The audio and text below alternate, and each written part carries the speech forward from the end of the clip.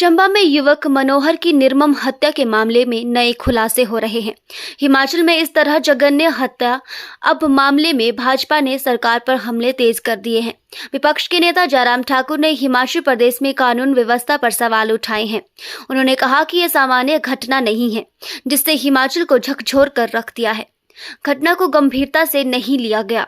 कांग्रेस सरकार बनी तो मुख्यमंत्री ने बार बार बयान दिया कि 99% हिंदू आबादी वाले राज्य में कांग्रेस जीती है। इस बयान को घटना के साथ जोड़ते हुए उन्होंने पूछा कि मुख्यमंत्री इस पर स्थिति स्पष्ट करे। युवक की हत्या का हवाला देते हुए जयराम ठाकुर ने कहा कि शरीफ मोहम्मद, मुसाफिर मोहम्मद व फरीदा के कहने पर पहले मृतक मनोहर को घर बुलाया जाता है, घर में बहस होती है, डंडे से घायल किया जाता है और बाद में घर के आंगन से बेहोश पड़े मनोहर के 8 टुकड़े कर दिए जाते हैं। उसकी मौत हुई या जिंदा ही काट दिया। शरीर को काटने के लिए आरा मशीन उपयोग में लाई गई। शरीर के 8 टुकड़े कर नाले में पानी के नीचे दबा दिए जाते हैं। जूता पानी के बहाव में दुर्गंध आई तो घटना का पता चला।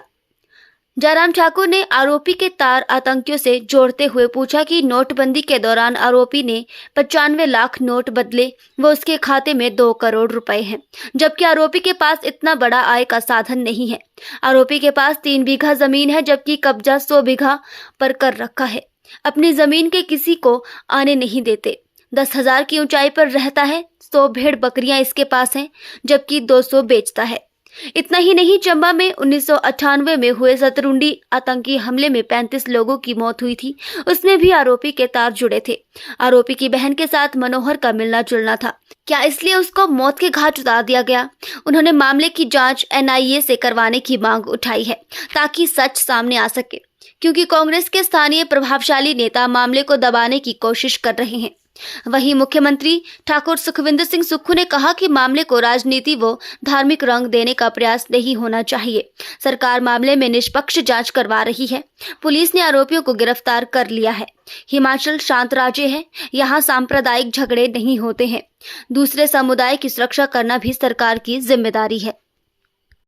लेकिन एक बार नहीं, ये घटना उनकी बातचीत की सार्वजनिक मंचों से होने लग पड़ी।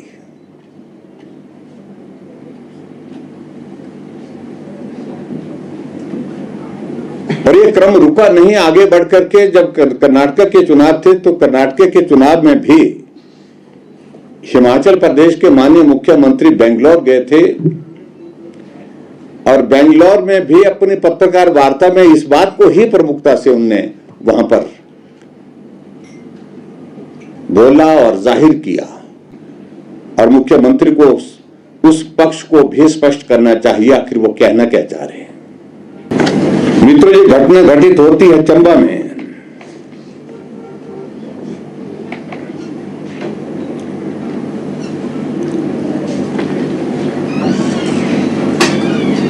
इस मनोहर को बुलाया जाता है। जो आरोपी है, मुख्य आरोपी है शरीफ मोहम्मद।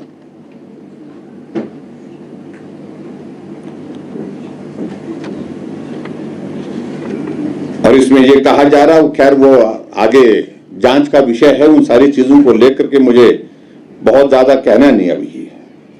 और इस आरोपी के बारे में यह भी कहा गया है कि जब नोटबंदी का दौर था तो इसने लगभग 95 लाख रुपए की पैसे जो है वो बैंक में एक्सचेंज करवाए थे, ऑफिस जो ट्रांजैक्शन है।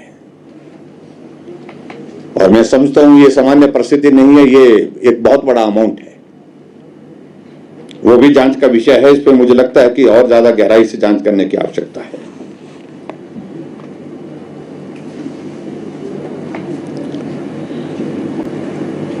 और हमें ये भी जानकारी मिल रही है कि उसके अकाउंट में, जो बैंक अकाउंट है, उसमें भी एक साइजेबल अमाउंट है, लगभग 2 करोड़ के लगभग उसमें जो है डिपॉजिट्स है। और उस हिसाब से अगर मैं देखूं कि उनके आय का साधन, आय का जरिया इस प्रकार का नहीं है जिससे इतना बड़ा अमाउंट जो है बैंक के अकाउंट में उनके हो। यह भी एक जांच का विषय है। इस आरोपी के पास जो जमीन है वो लगभग 3 बीघा के करीब है, मलकियत जमीन जिसको कहते हैं। लेकिन इसका कब्जा लगभग 100 बीघा पर है।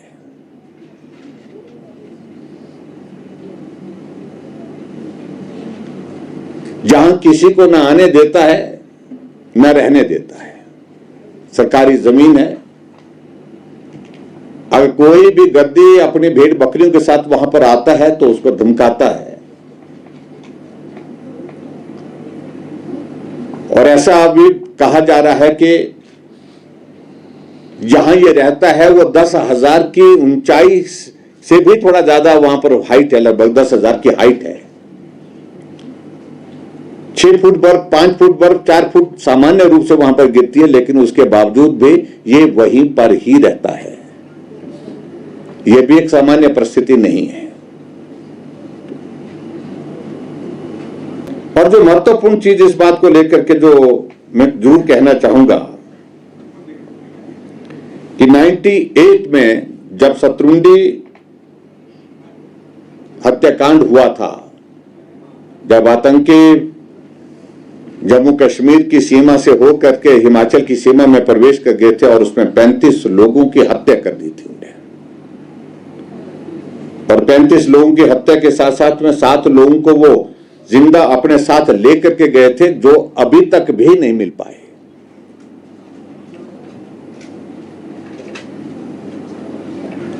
उस समय में भी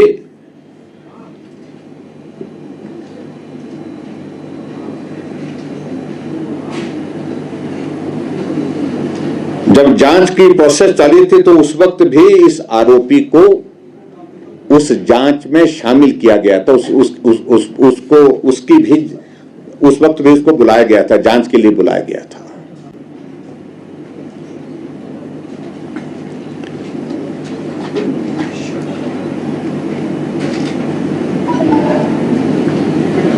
और जो बात कही जा रही है कि जो यह आरोपी है उसकी बहन के साथ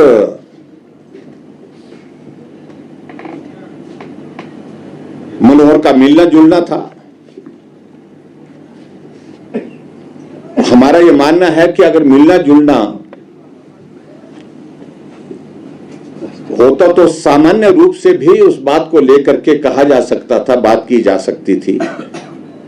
ये हत्या करने के पीछे और हत्या करने के बाद इस प्रकार के शरीर के 8 टुकड़े करके बोरी में बंद करके उसको दफन कर देना, दफनाने का प्रयास करना, सबूतों को नष्ट करना, ये एक बहुत बड़ा जो है एक इस प्रकार का मामला दिखता है जिसकी बहुत गंभीरता से जांच होनी चाहिए।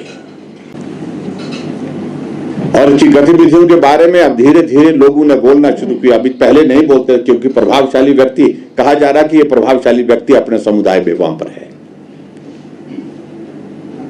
इसलिए समुदाय के लोग भी नहीं बोलते इसके बारे में, दूसरे लोग भी नहीं बोलते।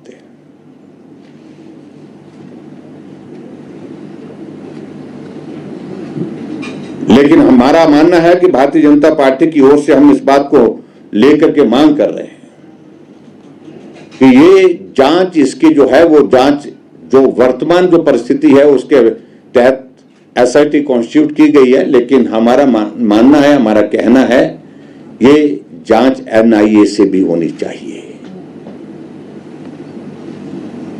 वो इसलिए क्योंकि इसके पीछे हमें लग रहा है कि बहुत सारे रहस्य निकलेंगे।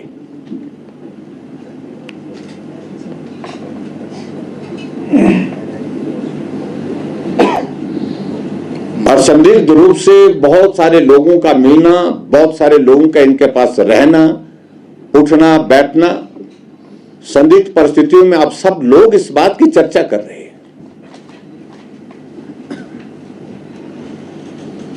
इसलिए हम एनआई की इन्वेस्टिगेशन की मांग कर रहे हैं। और यही नहीं, इनके परिवार के भी जितने सदस्य हैं, जो आरोपी के साथ जिनके खिलाफ मामला दर्ज हुआ है, मैं सारी उसमें डिटेल में नहीं जाना चाहता हूं, लेकिन मैं इतना जरूर कहना चाह रहा हूं कि इस सारे मामले के कारण एक पूरे हिमाचल प्रदेश में एक अलग तरह का एक दहशत का माहौल पैदा हो गया है। और जिस समुदाय से संबंध रखते हैं अभी तक भी बहुत सारे लोग इसकी मदद कैसे हो, चोरी छुपे जो किया जा सकता है वो करने की कोशिश कर रहे हैं। और इस बात को लेकर के भी मैं अंत में ये जरूर कहना चाहूंगा, ऐसी भी जानकारियां प्राप्त हो रही है कि कुछ प्रभावशाली नेता सत्ता पक्ष के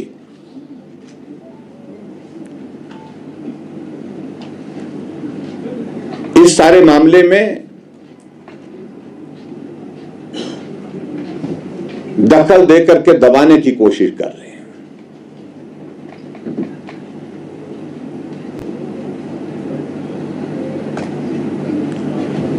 और इसको एक अलग सा एक स्वरूप देने की कोशिश कर रहे हैं कि एक निजी मामला था दो लोगों का।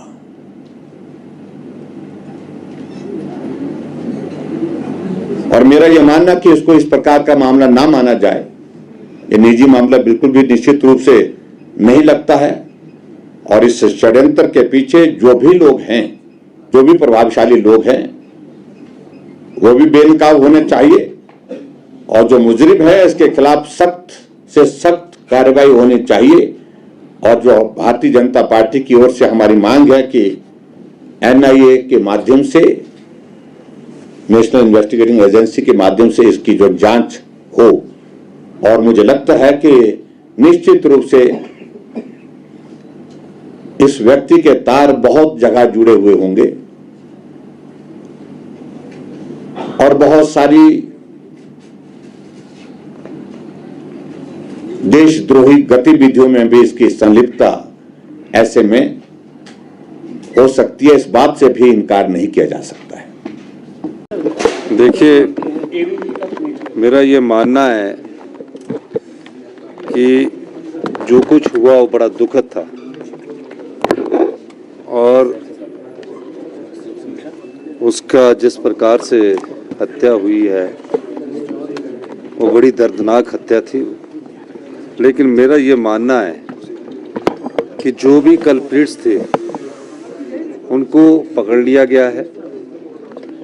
और अगर वो विपक्ष के नेता अगर ये समझते हैं कि हमें इसकी जांच एनआईए से करवानी चाहिए, वो हमारे पास रिप्रेजेंटेशन दे, हमें इसमें कोई हर्ज नज़र नहीं आता है अगर वो चाहेंगे। लेकिन मेरा ये मानना है कि भय का वातावरण नहीं होना चाहिए और प्रदेश में इस प्रकार का भय का वातावरण पैदा करके वो जो हमारी देव संस्कृति है और जो हमारे हिमाचल का संस्कृति है उसको नुकसान पहुंचता है। मुझे पता लगा, जैसे कि आप कह रहे हैं, मैं तो अभी मीटिंग में था, कि घर जला दिए हैं। तो इस प्रकार का घर जलाना उचित बात नहीं है। जिसने ये कृत्य किया है वो सलाखों के पीछे है और निश्चित तौर पर इस प्रकार से अब घर जलाना और उसके बाद विपक्षी पार्टी का मुख्य मुद्दा ये होना कि राजनीतिक तौर पर इसको कैसे आगे बढ़ाया जाए, ये गलत बात है। हमें हिमाचल प्रदेश की जनता ने सभी समुदायों की सुरक्षा और उनके माल हानि का जिम्मा दिया है और ये हमारा दायित्व भी बनता है। मेरी सभी जो वहाँ हैं हमारे, उनसे मेरा अनुरोध है कि आपके कुछ कहना है, सरकार यहाँ है, जो आप कहेंगे उन मांगों को हम मानने को तैयार है। और इस प्रकार का उपद्रव फैलाकर प्रदेश की जो देव संस्कृति है, जो शांति की संस्कृति है, इस समय टूरिस्ट का सीजन चल रहा है, उनको भी नुकसान पहुंचता है। मैं इसी सभी लोगों से वहाँ के अनुरोध भी करना चाहता हूँ, अगर आपको और कुछ नज़र आता है हम वो भी करने को तैयार है। ये मैं आपसे जहाँ हिंदू हैं वहाँ हिंदू पार्टी को हराया है, इससे स्पष्टीकरण भी मांगा है आपसे कि इसका मतलब क्या है, इस तरह की घटनाएं कभी हो नहीं। हमारी एक संस्कृति है, यहाँ जो माइनॉरिटी है बहुत कम है, उसकी सुरक्षा करना भी हमारे राज्य का दायित्व बनता है। और राज्य के मुख्यमंत्री होने के नाते इस प्रदेश में चाहे हिंदू है, चाहे मुसलमान है, चाहे क्रिश्चियन है, चाहे बुद्धिस्ट है, चाहे और इंसान है, सबकी सुरक्षा को प्रदान करना मेरी जिम्मेवारी है। तो इस प्रकार के दृष्टिकोण से अगर वो राजनीतिक रोटियां सीखना चाहते तो ये गलत बात है। इस मामले का जो है वो आरोपी जो है वो आतंकी से जुड़ा हो सकता है, क्योंकि जो शतरुंडी में आतंकी हमला हुआ था 1998 तो उसके तार भी अगर ऐसे भी कोई तथ्य उनके पास हाथ में लगे हैं और वो जिस प्रकार की भी जांच चाहेंगे, हम सरकार उनकी इस बात को भी मानने के लिए तैयार। आप एनआईए की इन्वेस्टिगेशन के लिए तैयार हैं सर, जिस तरह से वो मांग। अगर जयराम ठाकुर जी लिख कर देंगे तो हमें कोई हर्ज नहीं है। विपक्ष के नेता है, सम्मानित पूर्व मुख्यमंत्री रहे हैं, अगर वो कहेंगे तो वो उनकी बात को हम गौर करेंगे और उनसे चर्चा करने के बाद अगर वो बात करेंगे तो हम एनआईए के लिए भी तैयार है।